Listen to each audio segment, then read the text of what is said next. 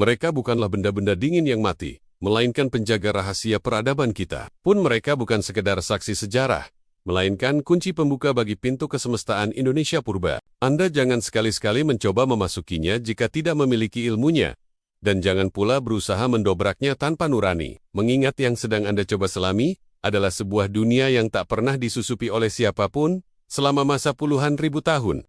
Tidak oleh seorang yang berpangkat tinggi, bukan juga untuk mereka dengan kemampuan spiritual mumpuni. Tapi yang pasti, itu adalah tempat larangan. Itu suatu jika Anda nekat untuk menerobos ke dalamnya, Anda pasti akan tertolak secara otomatis. Namun bukan oleh mereka yang berada di dalamnya, melainkan oleh diri Anda sendiri. Gerbang itu akan terbuka tanpa harus didorong, jika Anda melepas segala atribut keilmuan dan status-status diri yang menyekat Anda, yaitu doktrin dan dogma kekinian. Karena pemahaman-pemahaman baru itulah yang menjadi hijab atau penghalang bagi terangnya visi Anda. Sebenarnya dunia apa yang berada di balik arca-arca kuno?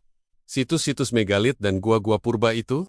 Yang ada di sana adalah sebuah wilayah sakral, tempat bermukimnya para leluhur bangsa di masa lalu, tetapi yang realitasnya hidup di masa depan. Bingung kan? Ya, Anda pasti akan linglung. Otak Anda dijamin membeku, dan nyali Anda pun bakal langsung mengkeret jika berkeras untuk tidak membuka pakaian dan melepas tempurung diri Anda. Keharusan dari mekanisme dan prosedur guna menyibak misteri yang terpampang di depan Anda. Mengingat ide-ide perlawanan Anda hanya akan menempatkan Anda berada di pusaran waktu. Bagaimana tidak? Perhitungan-perhitungan profetik dan keilahian tentang waktu akan tergerus dan tenggelam saat Anda berhadapan dengan hasil-hasil karya umat manusia yang era kelahirannya tidak tergambar pada kitab-kitab suci Anda. Demikian pula para ahli sejarah, paleontolog, atau arkeolog yang tidak akan sanggup memastikan tentang sosok-sosok pembuatnya, karena semua itu tidak ditemukan di bangku kuliah atau terdefinisikan di buku-buku manapun.